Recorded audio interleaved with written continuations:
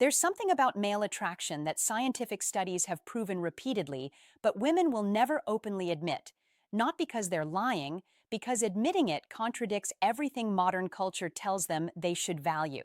It goes against the narrative they've been fed their entire lives. I'm talking about peer reviewed research, brain imaging studies, hormonal analysis, and behavioral observations across thousands of women. The data is undeniable. The patterns are consistent, and they completely contradict what women say attracts them. Here's why this matters. If you're listening to what women claim attracts them, you're getting terrible information that keeps you failing. But if you understand what science has actually proven about female attraction, regardless of what they'll admit, you can finally create genuine desire instead of polite interest. Today, I'm revealing what the research actually shows, why women won't admit it, and how to use this knowledge immediately. Let's go.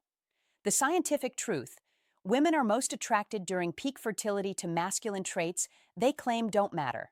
Here's what the research shows consistently. During peak fertility in their cycle, women are measurably more attracted to hypermasculine traits like strong jaw lines, deep voices, dominant behavior, and physical strength. The same traits they claim don't matter when asked directly.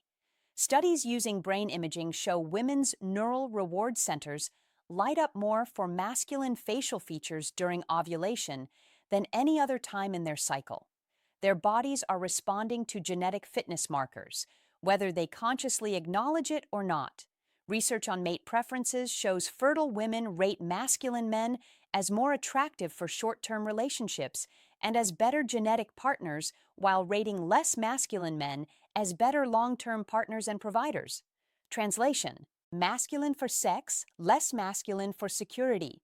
Voice studies prove women prefer deeper, more resonant male voices during fertile windows, the same voices that signal high testosterone. Behavioral studies show fertile women are more attracted to dominant, confident, even slightly aggressive male behavior. All of this is measurable. The studies women never talk about repeatable, peer-reviewed science. Women's bodies and brains respond to masculine traits with measurable arousal and attraction during peak fertility. This is biology, not opinion. Why women will never admit this? Here's why women won't openly acknowledge this truth, even though it's scientifically proven. First, it contradicts feminist narratives about attraction being based on personality, emotional connection, and partnership qualities rather than physical and behavioral traits linked to dominance and genetic fitness. Admitting that masculinity, physical dominance, and genetic markers drive attraction makes them sound shallow. It suggests they're controlled by biology rather than making conscious, rational choices. This is uncomfortable for modern women who want to believe they're above such primitive responses. Second, it reveals the dual mating strategy that women don't want acknowledged. The research shows women are attracted to different traits for different purposes. Masculine men for genetics and short-term mating. Less masculine men for resources and long-term partnership. This is the alpha and beta dynamic that women hate being pointed out because it reveals they're optimizing for different things from different men. Admitting this would require acknowledging strategic rather than purely emotional mate selection. Third, openly admitting attraction to dominance, aggression, and masculinity goes against the socially acceptable narrative. Women are supposed to want equality, sensitivity, emotional availability. Admitting arousal to dominance sounds anti-feminist. So when asked what they're attracted to, women give socially acceptable answers. Humor, kindness, emotional intelligence. These things matter, but they're not what creates visceral sexual attraction. That's driven by the masculine traits. They won't admit what the research actually shows. Let me break down specific studies so you understand how clear this data is. Research from the University of New Mexico studied 5,000 women's preferences across menstrual cycles. During peak fertility, women showed dramatically increased preference for masculine facial features, particularly strong jaws and prominent brow ridges. Outside fertile windows, preference shifted toward more feminine facial features in men. Voice studies from University College London demonstrated women rate deeper voices as significantly more attractive during ovulation, the same voices they found attractive during fertility. They rated as too aggressive or intimidating outside that window. Behavioral research from UCLA observed women's responses to dominant versus cooperative male behavior. Fertile women rated dominant behavior as more attractive and were more likely to approach dominant men. Non-fertile women rated cooperative behavior higher and approached those men more. Studies on scent preferences show fertile women prefer the body odor of symmetrical men with markers of high testosterone. This is subconscious detection of genetic fitness through pheromones. Stated preferences versus revealed preferences. Research on risk-taking shows fertile women are more attracted to men displaying risk-taking and competitive behavior. Outside fertility windows, these same behaviors are rated as reckless or immature. The pattern across all research is identical. Fertile women are attracted to masculine traits signaling genetic fitness regardless of what they consciously claim attracts them. Their bodies are responding to evolutionary signals, whether their minds acknowledge it or not. Understanding this science gives you massive advantage if you apply it correctly. First, develop genuine masculine traits, not performance. Real development. Build physical strength. Develop vocal depth and resonance through practice. Cultivate genuine confidence through achievement. These traits trigger the biological responses research has proven exist. Second, understand that being nice without masculinity gets you categorized as long-term provider, not sexually exciting. You'll get commitment interest without genuine desire.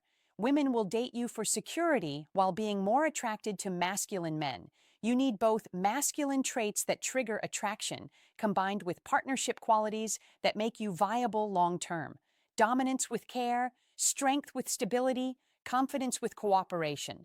Third, recognize that women's verbal preferences don't match their behavioral responses.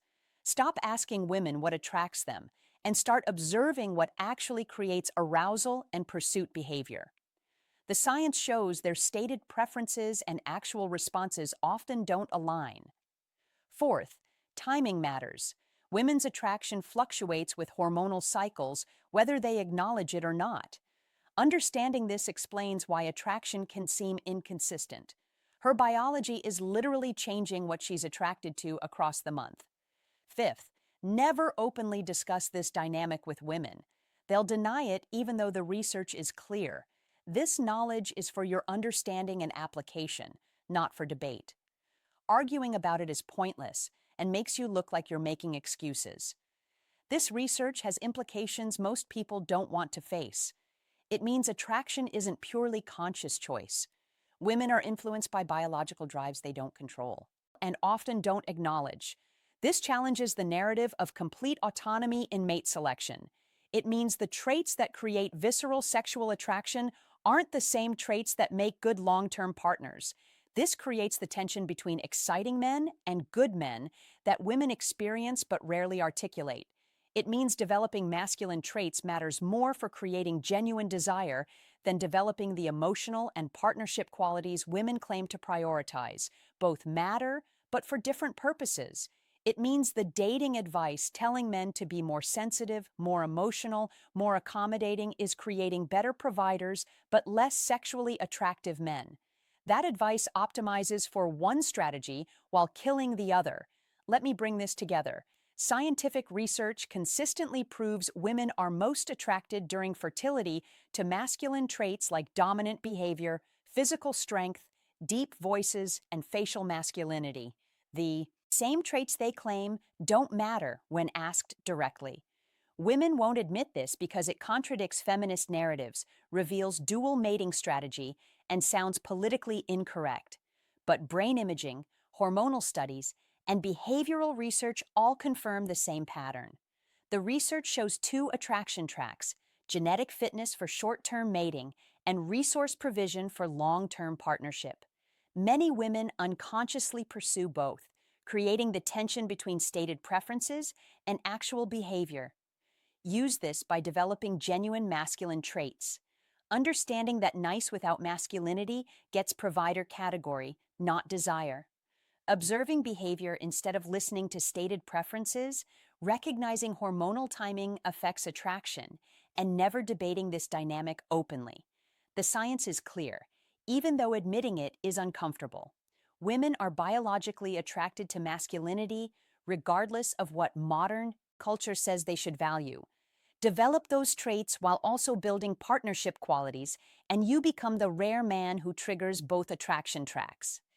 If this scientific truth opened your eyes to why stated preferences don't match actual behavior, subscribe. I'm revealing research backed reality instead of socially acceptable lies. Hit subscribe so you understand what actually creates attraction instead of what people claim creates